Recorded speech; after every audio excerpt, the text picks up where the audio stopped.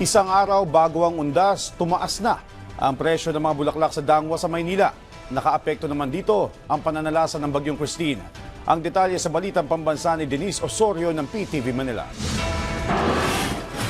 Dumoble na ang presyo ng mga bulaklak sa ilang mga tindahan sa Dangwa, 2 araw bago mag-undas. Ayon sa ilang mga nagbebenta, malaki ang naging epekto sa kanilang mga supplier ang Bagyong Christine, kaya hindi maiiwasang magtaas ng presyo. Pero may mga pangilang-ilan na nagdesisyong hindi na magtaas. Wala naman raw kasing bagong bagsak ng mga bulaklak, kaya hindi na rin nila tinaasan. Naglalaro na sa 100 hanggang 350 pesos ang centerpiece.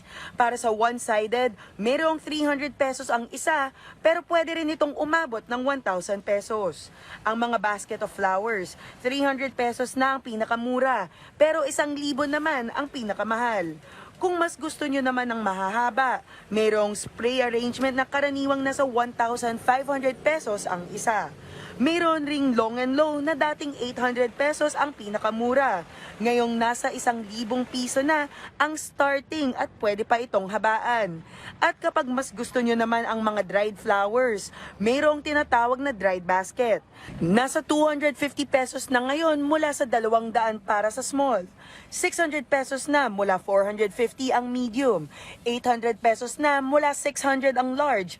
At ang wreath ay pumapatak na sa 2,000 ang isa na dating 1,500 pesos.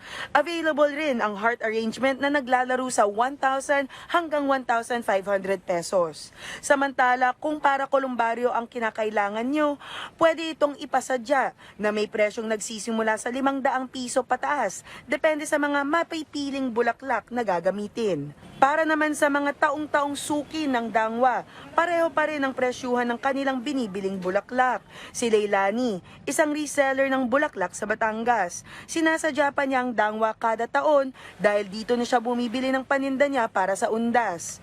Mas mura daw talaga ang presyuhan dito kumpara sa ibang lugar, lalo na sa probinsya nila.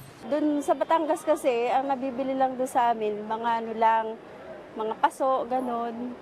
Tapos dito talaga bilihan mismo ng bulaklak. Hindi naman mawawala sa itinerary ni Emrio ang pagluwas ng Maynila kada taon.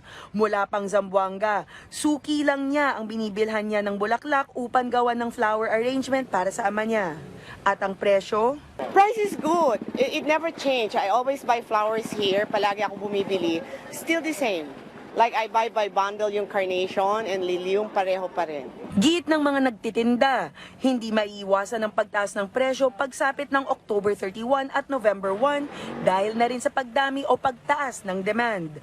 Payo nila, ngayon pa lang, mabili na ng mga bulaklak na dadalhin sa undas upang makasulit at makaiwas pa sa siksikan. Denise Osorio, para sa Pambansang TV, sa Bagong Pilipinas.